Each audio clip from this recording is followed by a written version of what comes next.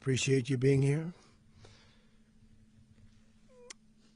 Late last night and early today, at my direction, the United States Armed Forces conducted an extraordinary military operation in the capital of Venezuela. Overwhelming American military power, air, land, and sea, was used to launch a spectacular assault. And it was an assault like people have not seen since World War II. It was a force against a heavily fortified military fortress in the heart of Caracas to bring outlaw dictator Nicolas Maduro to justice. This was one of the most stunning, effective, and powerful displays of American military might and competence in American history. And if you think about it, we've done some other good ones, like the attack on Soleimani, the attack on al-Baghdadi, and the obliteration and decimation of the Iran nuclear sites just recently in an operation known as Midnight Hammer, all perfectly executed and done. No nation in the world could have achieved yesterday, or frankly in just a short period of time. All Venezuelan military capacities were rendered powerless as the men and women of our military, working with U.S. law enforcement, successfully captured Maduro in the dead of night. It was dark. The lights of Caracas were largely turned off due to a certain expertise that we have. It was dark and it was deadly. But captured along with his wife, Celia Flores, both of whom now face American justice. Maduro and Flores have been indicted in the Southern District of New York, Jay Clayton, for their campaign of deadly narco-terrorism against the United States and its citizens. I want to thank the men and women of our military who achieved such an extraordinary success overnight with breathtaking speed, power, precision, and competence. You rarely see anything like it. You've seen some raids in this country that didn't go so well. They were an embarrassment. If you look back to Afghanistan, or if you look back to the Jimmy Carter days, they were different days. We're a respected country again, maybe like never before. These highly trained warriors, operating in collaboration with U.S. law enforcement, caught them in a very ready position. They were waiting for us. They knew we had many ships out in the sea, just sort of waiting. They knew we were coming. So they were in what's called a ready position, but they were completely overwhelmed and very quickly incapacitated. If you would have seen what I saw last night, you would have been very impressed. I'm not sure that you'll ever get to see it, but it was an incredible thing to see. Not a single American service member was killed, and not a single piece of American equipment was lost. We had many helicopters, many planes, many people involved in that fight. But think of that, not one piece of military equipment was lost, not one service member was, more importantly, killed. The United States military is the strongest and most fearsome military on the planet, by far. With capabilities and skills our enemies can scarcely begin to imagine. We have the best equipment anywhere in the world. There's no equipment like what we have, and you see that even if you just look at the boats. You know, we've knocked out 97% of the drugs coming in by sea. 90%. Each boat kills on average 25,000 people. We knocked out 97%. And those drugs mostly come from a place called Venezuela. We're going to run the country until such time as we can do a safe, proper, and judicious transition. So we don't want to be involved with having somebody else get in, and we have the same situation that we had for the last long period of years. So we are going to run the country until such time as we can do a safe, proper, and judicious transition. And it has to be judicious because that's what we're all about. We want peace, liberty, and justice for the great people of Venezuela, and that includes many from Venezuela that are now living in the United States and want to go back to their country. It's their homeland. We can't take a chance that somebody else takes over Venezuela that doesn't have the good of the Venezuelan people in mind. We've had decades of that. We're not going to let that happen. We're there now, and what people don't understand, but they understand as I say this, we're there now, but we're going to stay until such time as the proper transition can take place. So we're going to stay until such time as we're going to run it, essentially, until such time as a proper transition can take place. As everyone knows, the oil business in Venezuela has been a bust, a total bust, for a long period of time. They were pumping almost nothing by comparison to what they could have been pumping and what could have taken place. We're going to have our very large United States oil companies, the biggest anywhere in the world, go in, spend billions of dollars, fix the badly broken infrastructure, the oil infrastructure, and start making money for the country. And we are ready to stage a second and much larger attack if we need to do so. So we were prepared to do a second wave if we needed to do so. We actually assumed that a second wave would be necessary, but now it's probably not. The first wave, if you'd like to call it that, the first attack was so successful, we probably don't have to do a second, but we're prepared to do a second wave, a much bigger wave, actually. This was pinpoint, but we have a much bigger wave that probably won't have to do. This partnership of Venezuela with the United States of America, a country that everybody wants to be involved with because of what we were able to do and accomplish, will make the people of Venezuela rich, independent, and safe. And it will also make the many, many people from Venezuela that are living in the United States extremely happy. They suffered. They suffered. So much was taken from them. They're not going to suffer anymore. The illegitimate dictator Maduro was the kingpin of a vast criminal network responsible for trafficking colossal amounts of deadly and illicit drugs into the United States.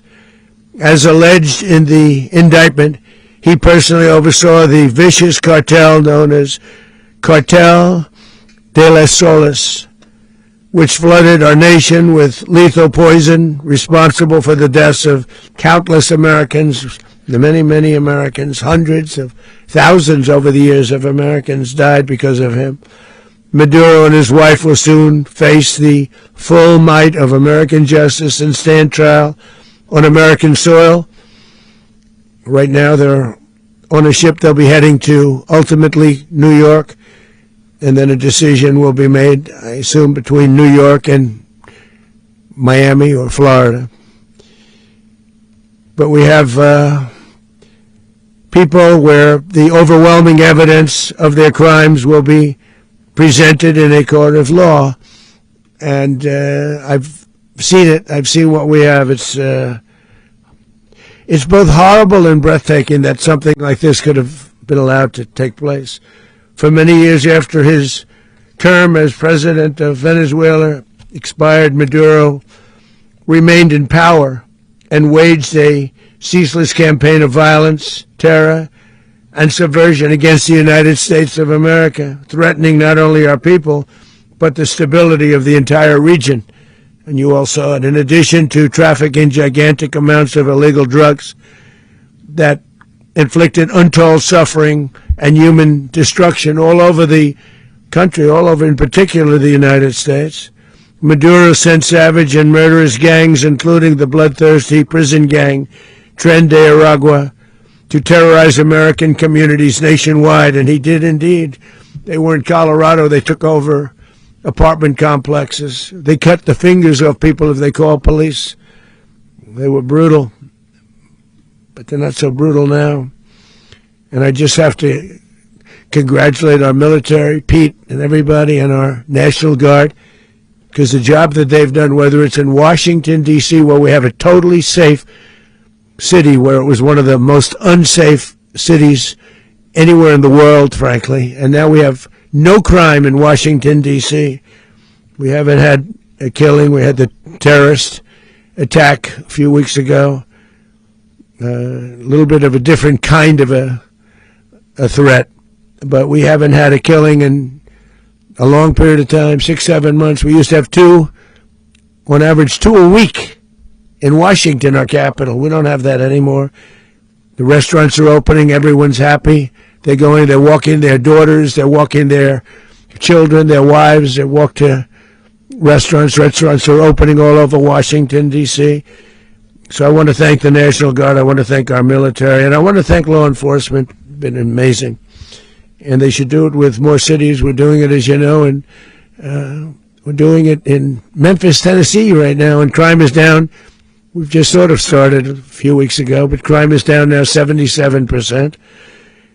And the governor of Louisiana called, great person, and he wanted us to help him, as you know, in a certain very nice part of Louisiana, and we have done that. And it was a rough section, and we have crime down. I understand it's down to almost nothing already after 2.5 weeks.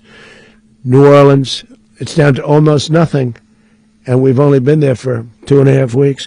Can't imagine why governors wouldn't want us to help. We also helped, as you know, in Chicago, and crime went down a little bit there. We did a very small help because we had no working ability with the governor. The governor was a disaster, and the mayor was a disaster. But it knocked down crime. But we're pulling out of there when they need us. We'll know. You'll know. You'll be writing about it. And likewise, Los Angeles, where we saved Los Angeles early on, where the head of the police department made a statement that if the federal government didn't come in, we would have lost Los Angeles. That's long after the fires. That's when they had the riots in Los Angeles. We did a great job. Got no credit for it whatsoever, but that's okay. It doesn't matter. We don't need the credit. But we'll be pulling out when they need us. They'll call, or we'll go back if we have to. We'll go back. But we did a great job in various cities. But the place that we're very proud of is Washington, D.C., because it's our nation's capital. We took it from being a crime-ridden mess to being one of the safest cities in the country. But the gangs that they sent raped, tortured, and murdered American women and children. They were in all of the cities I mentioned, Tren de Aragua. And they were sent by Maduro to terrorize our people, and now Maduro will never again be able to threaten an American citizen or anybody from Venezuela. There will no longer be threats. For years I've highlighted the stories of those innocent Americans whose lives were so heartlessly robbed by this Venezuelan terrorist organization. Really one of the worst. One of the worst, they say the worst. Americans like 12-year-old Jocelyn Nungari from Houston. Beautiful Jocelyn Nungari, what happened to her? They, as you know, they kidnapped, assaulted, and murdered by Tren de Aragua animals. They murdered Jocelyn and left her dead under the bridge. There was a bridge that will never be the same to so many people after seeing what happened. As I've said many times, the Maduro regime emptied out their prisons, sent their worst and most violent monsters into the United States to steal American lives. And they came from mental institutions and insane asylums. They came from prisons and jails. The reason I say both, they sound similar. Actually, prisons a little bit more hostile, a little bit tougher. A mental institution isn't as tough as an insane asylum, but we got them both. They sent from their mental institutions. They sent from their jails, prisons. They were drug dealers. They were drug kingpins. They sent everybody bad into the United States. But no longer. And we have now a border where nobody gets through. In addition, Venezuela unilaterally seized and stole American oil, American assets, and American platforms, costing us billions and billions of dollars. They did this a while ago, but we never had a president that did anything about it. They took all of our property. It was our property. We built it. And we never had a president that decided to do anything about it. Instead, they fought wars that were 10,000 miles away. We built Venezuela oil industry with American talent, drive, and skill, and the socialist regime stole it from us during those previous administrations, and they stole it through force. This constituted one of the largest thefts of American property in the history of our country. Considered the largest theft of property in the history of our country. Massive oil infrastructure was taken like we were babies, so we didn't do anything about it. I would have done something about it. America will never allow foreign powers to rob our people or drive us back into and out of our own hemisphere. That's what they did. Furthermore, under the now deposed dictator Maduro, Venezuela was increasingly hosting foreign adversaries in our region and acquiring menacing offensive weapons that could threaten U.S. interests and lives. And they used those weapons last night. Potentially in league with the cartels operating along our border. All of these actions were in gross violation of the core principles of American foreign policy, dating back more than 2 centuries, and not anymore. All the way back, it dated to the Monroe Doctrines, and the Monroe Doctrine is a big deal, but we've superseded it by a lot, by a real lot. They now call it the Monroe Document. I don't know. It's Monroe Doctrine. We sort of forgot about it. It was very important, but we forgot about it. We don't forget about it anymore. Under our new national security strategy, American dominance in the Western Hemisphere will never be questioned again. Won't happen. So just in concluding, for decades, other administrations have neglected or even contributed to these growing security threats in the Western Hemisphere. Under the Trump administration, we are reasserting American power in a very powerful way in our home region.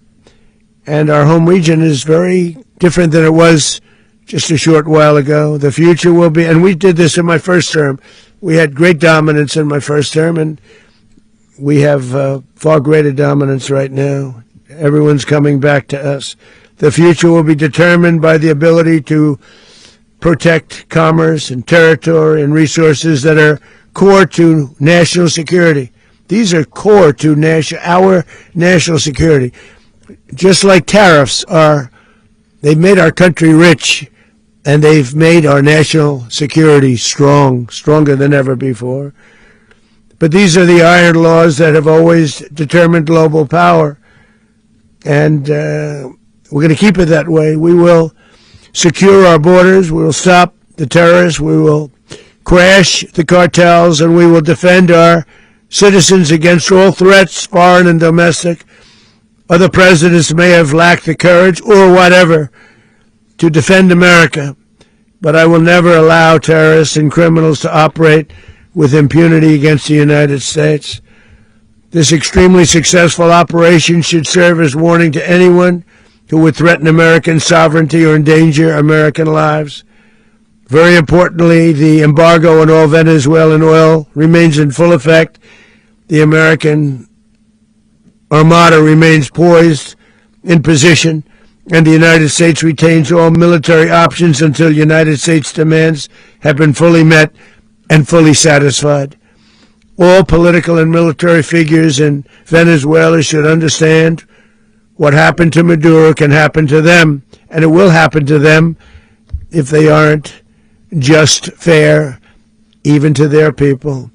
The dictator and terrorist, Maduro, is finally gone in Venezuela. People are free. They're free again. It's been a long time for them, but they're free. America is a safer nation this morning.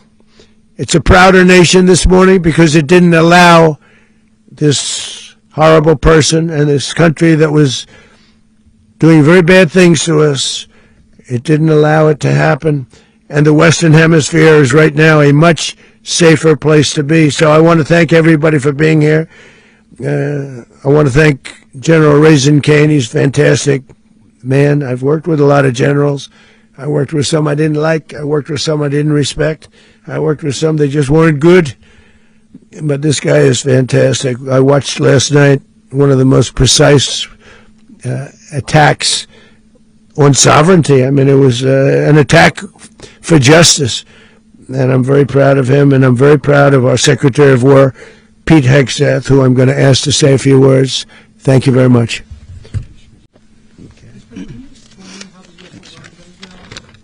Well, thank you, Mr. President.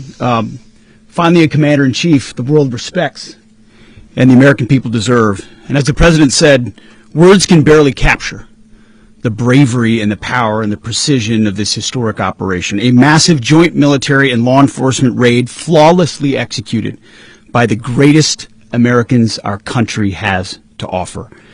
American warriors are second to none, the best in the world and the best of our country. What all of us witnessed last night was sheer guts and grit, gallantry and glory of the American warrior. I'm simply humbled by such men, and I tip my hat to our chairman, Dan Raisin Kane, and all those Americans who stood watch last night. Our warriors are the elite of America, and again, President Trump has your back. No other country on planet Earth, and it's not even close, could pull this kind of operation off. And no other president has ever shown this kind of leadership, courage, and resolve. The most powerful combination the world has ever seen. As the President said, our adversaries remain on notice. America can project our will anywhere, anytime. The coordination, the stealth, the lethality, the precision, the very long arm of American justice, all on full display in the middle of the night.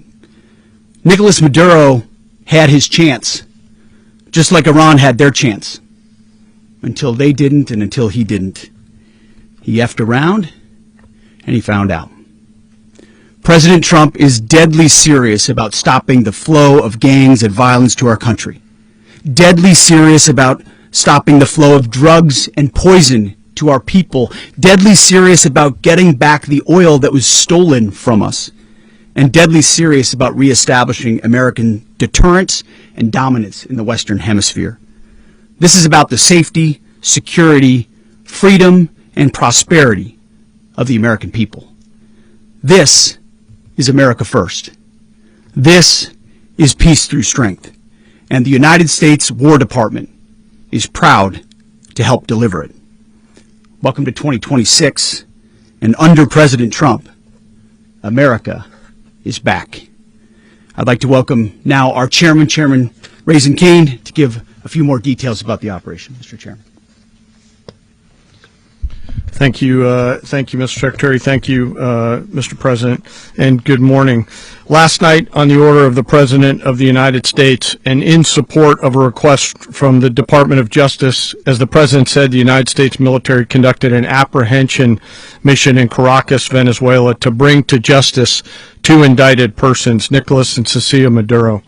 This operation, known as Operation Absolute Resolve, was discreet, precise, and conducted during the darkest hours of January 2nd, and was the culmination of months of planning and rehearsal, an operation that, frankly, only the United States military could undertake.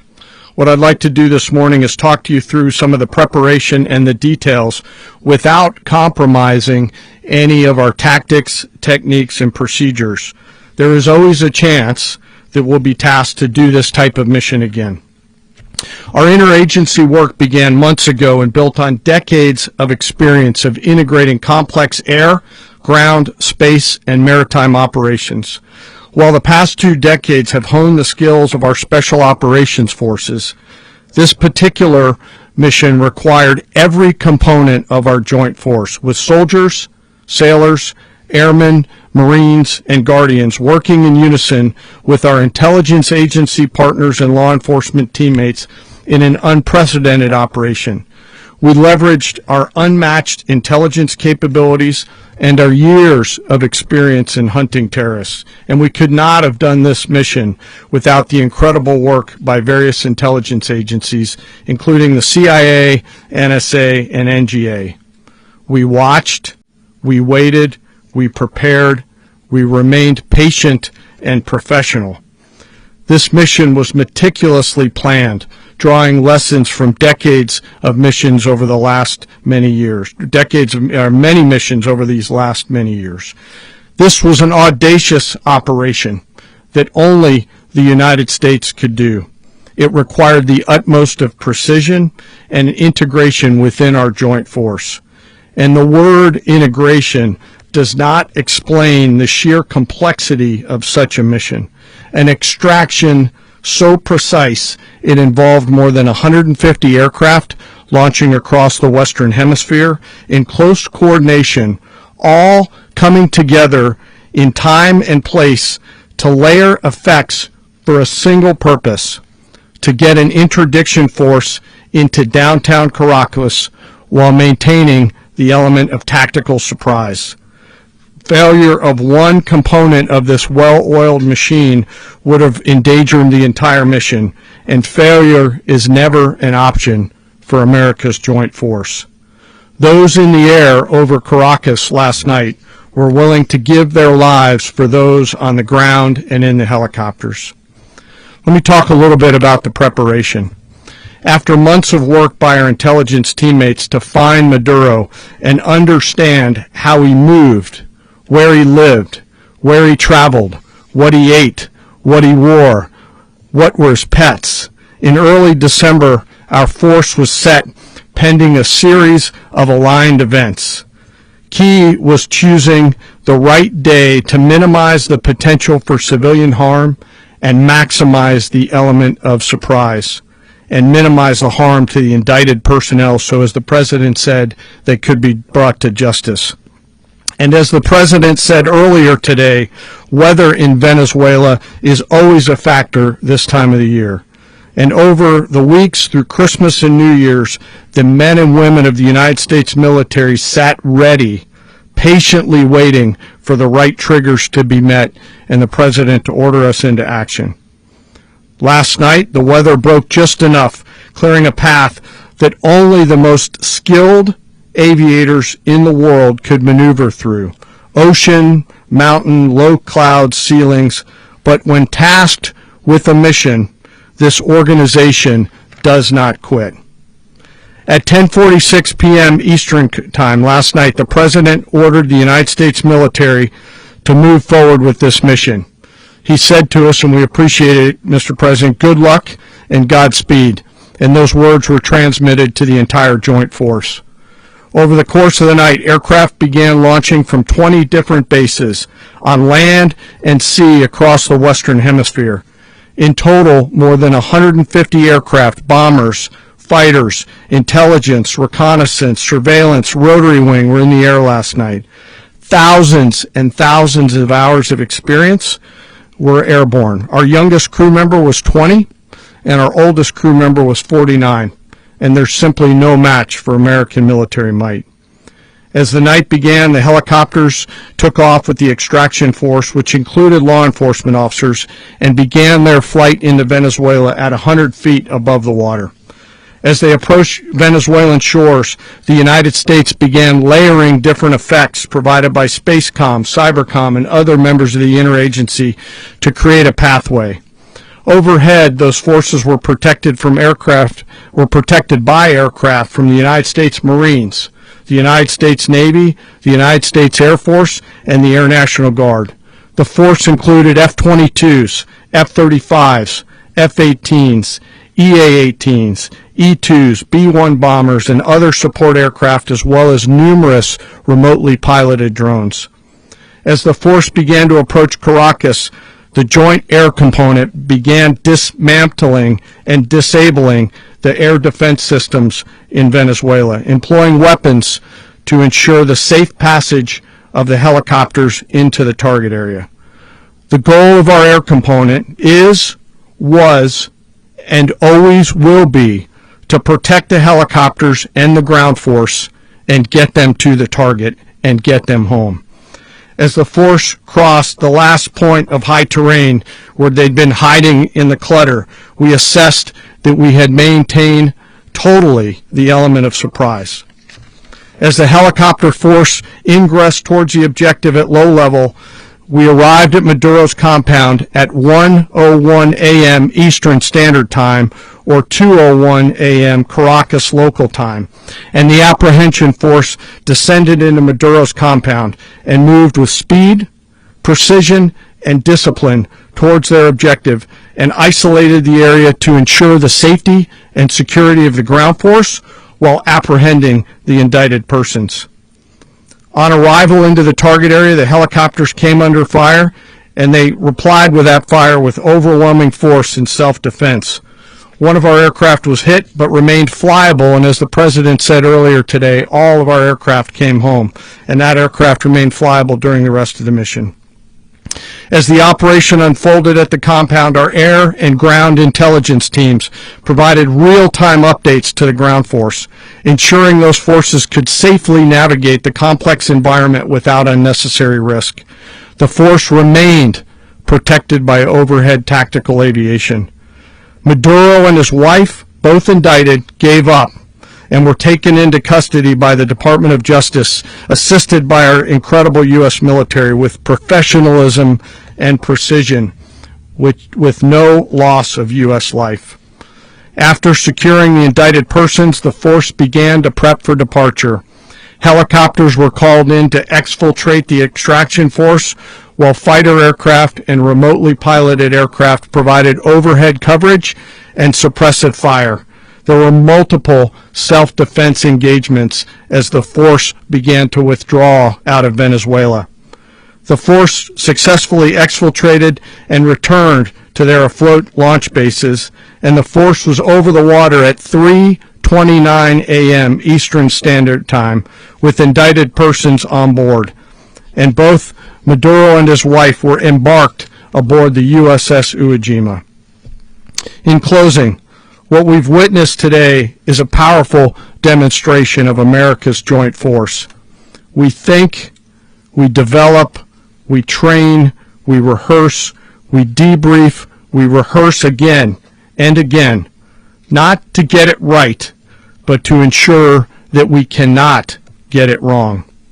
Our jobs are to integrate combat power so when the order comes, we can deliver overwhelming force at the time and the place of our choosing against any foe anywhere in the world. I am immensely proud today of our joint force and filled with gratitude to represent them here today. There is simply no mission too difficult for these incredible professionals and the families that stand by them and support them. As we stand here this morning, our forces remain in the region at a high state of readiness, prepared to project power, defend themselves, and our interests in the region. This operation is a testament to the dedication and unwavering commitment to justice and our resolve to hold accountable those who threaten peace and stability. In closing, I want to express my heartfelt gratitude to the brave men and women who executed this mission. Their courage and tireless commitment to our nation are what makes us strong. Thank you, Mr. Secretary, and thank you, Mr. President. Well, I don't have much to add to what you've heard now, other than the following points. Nicolas Maduro was indicted in 2020 in the United States. He is not the legitimate president of Venezuela. That's not just us saying it. The first Trump administration, the Biden administration, the second Trump administration, none of those three recognized him. He's not recognized by the European Union and multiple countries around the world. He is a fugitive of American justice with a $50 million reward, which I guess we saved $50 million. And make sure. Yeah, exactly. But don't let anybody claim it. Nobody deserves it but us. But I want to be clear about one thing. Nicolas Maduro had multiple opportunities to avoid this. He was provided multiple very, very, very generous offers and chose instead to act like a wild man, chose instead to play around. And the result is what we saw tonight. The other message here is the following. You have a guy, like many people around the world, they like to play games. You have a guy who decides he's going to invite Iran into his country, is going to, do the confiscation of American oil companies, is going to flood our country with gang members, is going to take Americans prisoner and try to hold them for hostage and trade them like he was able to do with the Biden administration. Basically likes to play games all this time and thinks nothing's going to happen. And I hope what people now understand is that we have a president. The 47th president of the United States is not a game player. When he tells you that he's going to do something, when tells you he's going to address a problem, he means it. He actions it. I can tell you, I've watched this process now for 14, 15 years, been around it. Everybody talks. I'm going to do this. I'm going to do that. When I get there, we're going to do this. We're going to take. This is a president of action. Like, I don't understand yet how they haven't figured this out. And now, if you don't know, now you know. Because this is the way it's going to play out. And I think people need to understand that this is not a president that just talks and does letters and press conferences. And, if he says he's serious about something, he means it. And this is something that was a direct threat to the national interest of the United States, and the president addressed it. There's a president of peace, by the way. I told you what I just said earlier. This guy had multiple opportunities to find his way somewhere else and figure out another. He could have been living somewhere else right now very happy, but instead he wanted to play big boy. And so now, he's got other sets of problems on his hands. And but I think that the message here should be for the world. Look, the president doesn't go out looking for people to pick fights with. He's not generally wants to get along with everybody. We'll talk and meet with anybody, but don't play games. Don't play games with this president's in office, because it's not going to turn out well. And so I hope that I guess that lesson was learned last night, and we hope it'll be instructive moving forward. Is that a message for Cuba, Mr. President? Mr. President, Please. Venezuela. So who's in power right now? Well, we're going to be running it with a group, and we're going to make sure it's run properly. We're going to rebuild the oil infrastructure, which will cost billions of dollars. It'll be paid for by the oil companies directly. They will be reimbursed for what they're doing, but that's going to be paid. And we're going to get the oil flowing the way it should be. As you know, it was just a minor flow. It was actually a minor flow for what they have. But we're going to run it properly, and we're going to make sure the people of Venezuela are taken care of. We're going to make sure the people that were forced out of Venezuela by this thug are also taken care of. President, does the U.S. running the country mean that U.S. troops will be on the ground? How will that work? Well, they always say boots on the ground. So we're not afraid of boots on the ground if we have to have. We had boots on the ground last night at a very high level, actually. We're not afraid of it. We don't mind saying it, but we're going to make sure that that country is run properly. We're not doing this in vain. This is a very dangerous attack. This is an attack that could have gone very, very badly. Could have gone very badly. We could have lost a lot of people last night. We could have lost a lot of dignity. We could have lost a lot of equipment. The equipment is less important, but we could have lost a lot, and we're going to make sure that this is proper. We're there now. We're ready to go again if we have to. We're going to run the country right. It's going to be run very judiciously, very fairly. It's going to make a lot of money. We're going to give money to the people. We're going to reimburse people that were taken advantage of. We're going to take care of everybody. It's very important. We couldn't let them get away with it. They stole our oil. We built that whole industry there, and they just took it over like we were nothing. And we had a president that decided not to do anything about it. So we did something about it. We're late, but we did something about it. Yeah, please. Mechanism by which you're going to run the country? Are you going to designate a U.S. official to coordinate? It's all being done right now. We're designating people. We're talking to people. We're designating various people, and we're going to let you know who those people are. Would run Venezuela? Well, it's largely going to be for a period of time the people that are standing right behind me. We're going to be running it. We're going to be bringing it back. It's a dead, I talk about a dead country. A year and a half ago, we were a dead country. Now we're the hottest country anywhere in the world. We're a country doing better than any country anywhere in the world. And it required leadership. Venezuela has a lot of bad people in there, a lot of bad people that shouldn't be leading. We're not going to take a chance that one of those people take over for Maduro. So you can look at, and others, we have fantastic people, including people in the military. So we're going to have a group of people running it until such time as it can be put back on track, make a lot of money for the people, and give people a great way of life, and also reimbursement for people in our country that were forced out of Venezuela.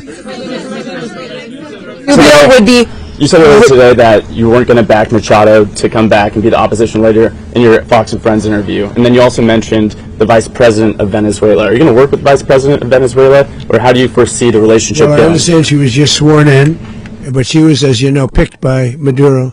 So Marco's working on that directly. He just had a conversation with her, and she's essentially willing to do what we think is necessary to make Venezuela great again. Very simple. Mr. President, Colombian President Gustavo Petro, a couple weeks ago, he said he's got to watch his ass. And today he said he's not concerned about anything happening to him in the aftermath of this operation. So just what your message is about that. Well, he has cocaine mills. He has factories where he makes cocaine. And, yeah, I think I stick by my first statement. He's making cocaine. They're sending it into the United States. So he does have to watch his ass. Mr. President, did you notify any members of Congress in advance? Marco, do you want to talk about that? Because you were involved in it. Sure.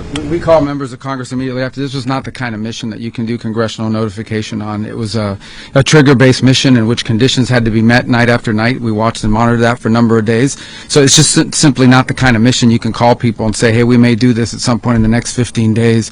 But it's largely a law enforcement function. Remember, at the end of the day, at its core, this was an arrest of 2 indicted fugitives of American justice, and the Department of War supported the Department of Justice in that job. Now, there are broader policy implications here, but it's just not the kind of mission that you can pre-notify because it endangers the mission. Plus, if I could add one thing to that, Congress has a tendency to leak. This would not be good. If they leaked, General, I think it would have been maybe a very different result. But I have to say, they knew we were coming at some point, We had a lot of ships out there. They sort of knew we were coming. We wanted to. But Congress will leak, and we don't want leakers.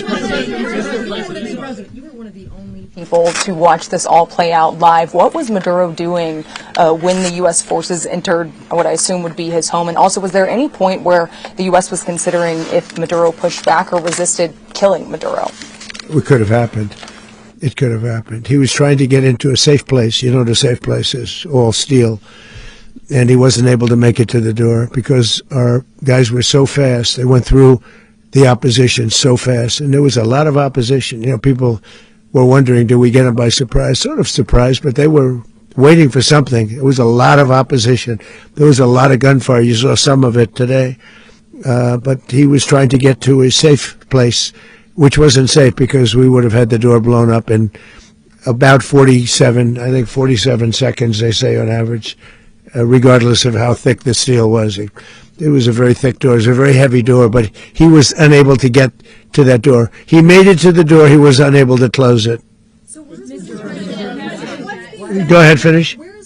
To be in the time being right now? Do you know his exact Well, whereabouts? eventually, ultimately, in the near future, he's going to be brought to New York. And where is he going to be held? Where is he going to be held in New York? Do you know? That's going to be up to the officials that do these things. Mr.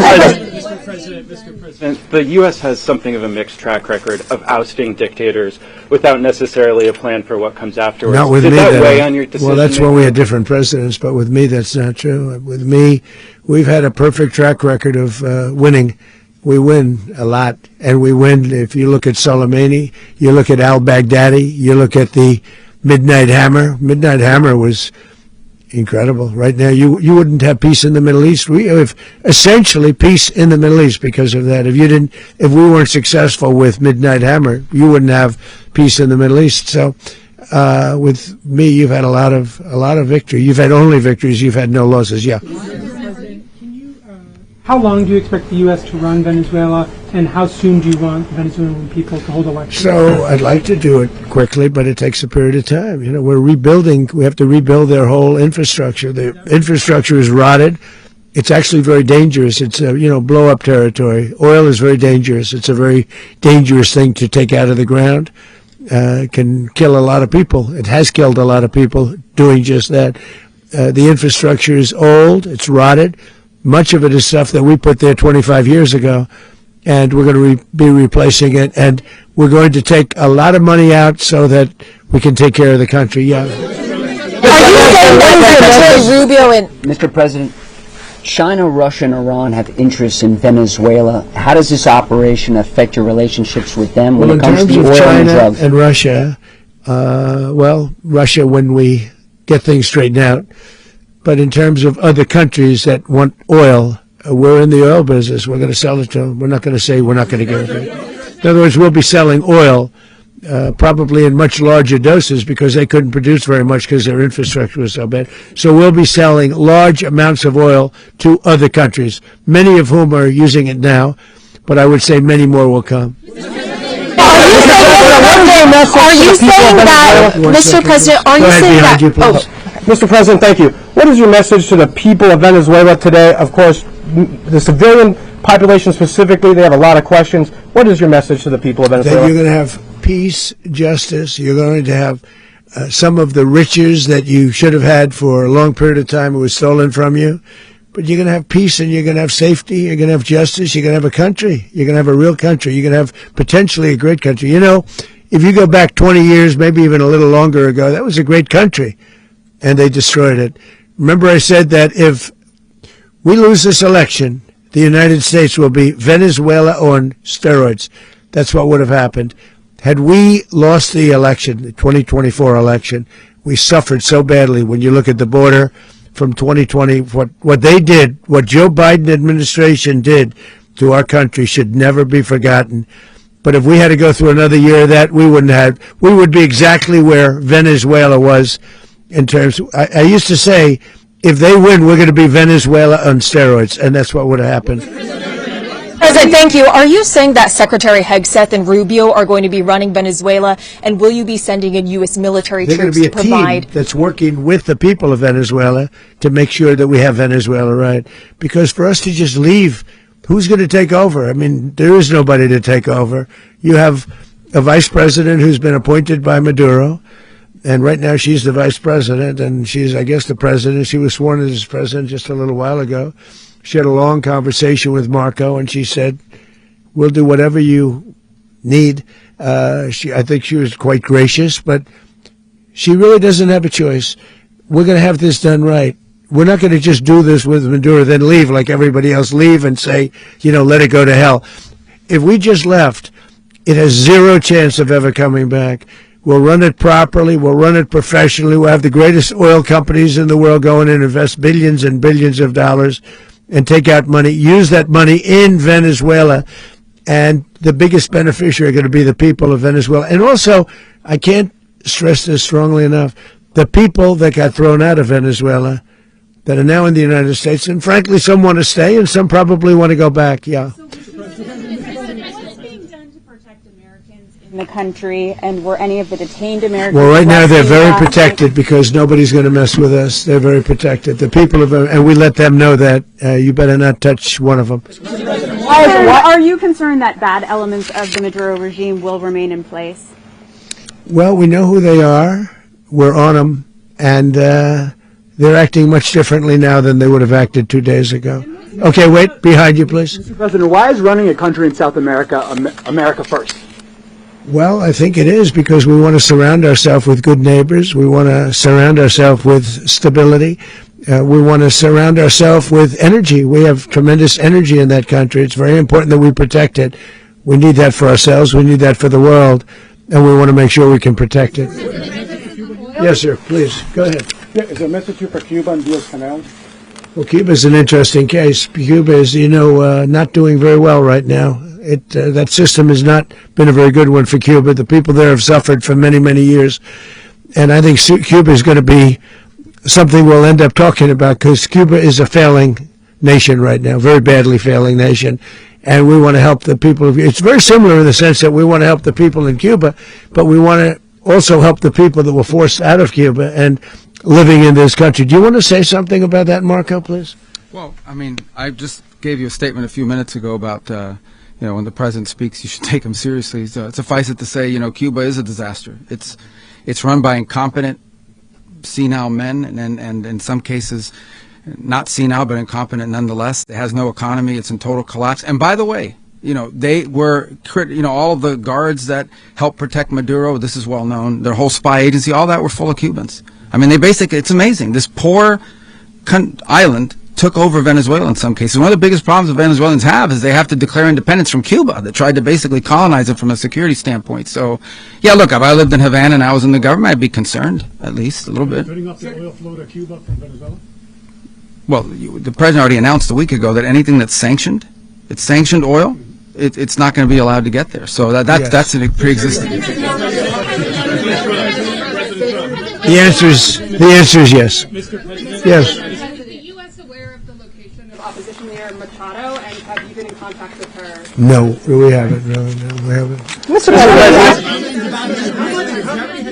President, on Monday. Oh, I think it would be very tough for her to be the leader. She doesn't have the support within, or the respect within the country. She's a very nice woman, but she doesn't have the respect to be the leader. Is it possible that the U.S. ends up administrating Venezuela for years? Well, it won't cost us anything because the money coming out of the ground is very substantial, so it's not going to cost us anything. We want safety there. We want to be surrounded by countries that aren't housing all of our enemies all over the world. That was happening, and you don't want to have that. But we're going to be rebuilding, and we're not spending money. The oil companies are going to go in. They're going to spend money. We're going to take back the oil that, frankly, we should have taken back a long time ago.